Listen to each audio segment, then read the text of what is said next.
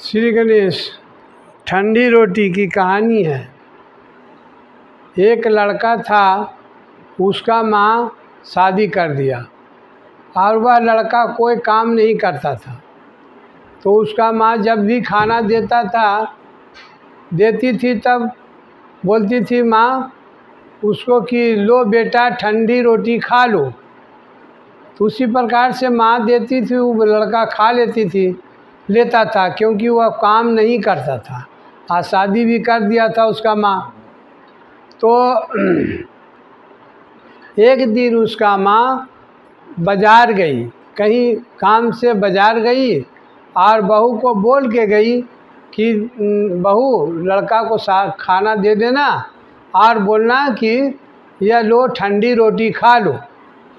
तो जब लड़का खाने बैठा तो उसका बहू रोटी दाल सब्जी दी तो बोला लीजिए जी ठंडी रोटी खा लीजिए। बोले अरे मेरी माँ बोलती थी अब तुम भी बोलने लगी, जाओ नहीं खा। गुस्सा हो गया लड़का। सब गरम है और बोलती है कि ठंडी रोटी खा लो। माँ बोलती थी खा लेते थे, तुम क्यों बोल रही है? तो बोली जी हमको तो माँ आपका बोले कि ऐसे ही बोल के दीजिएगा, तो इस बात का चर्चा माँ से कीजिए कि काहे बोलते हैं। तो लड़का खाना नहीं खाया और गुस्सा हो गया। तो उसका माँ जब आई वहाँ तो बोली क्या जी लड़का को खाना दिए? तो बोले हाँ खाना तो दिए थे माँ, लेकिन वो नहीं खाए। कहीं माँ बोलती थी अब तुम भी बोलने लगी।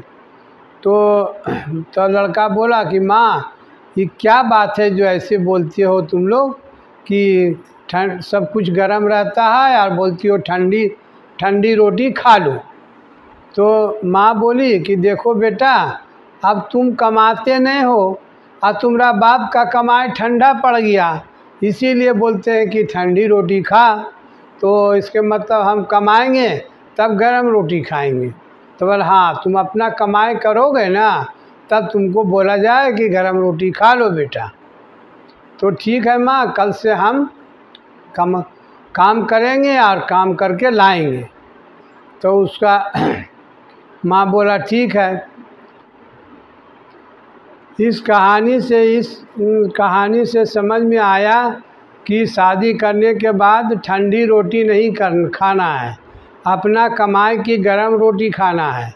और जब भगवान राम वनवास गए तो किसी रामायण में नहीं लिखा हुआ है कि भरत को खबर किए कि सीता को चुरा कर ले गया, क्योंकि राम भगवान जानते थे कि अपना स्त्री जो भी शादी करता है तो अपना स्त्री अपना बाहुबल के में ताकत रखकर, इसीलिए भगवान को तो सब मालूम था।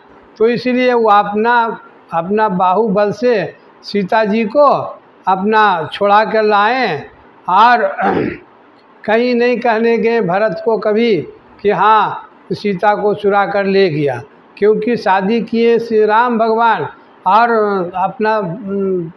अपना ताकत से और अपना रखने के लिए। इसीलिए मनुष्य को चाहिए कि जब शादी करे तो अपना बीवी और बाल बच्चा को कमाने का हक रखे, उतना कमाने लायक हो जाए तब शादी करना चाहिए।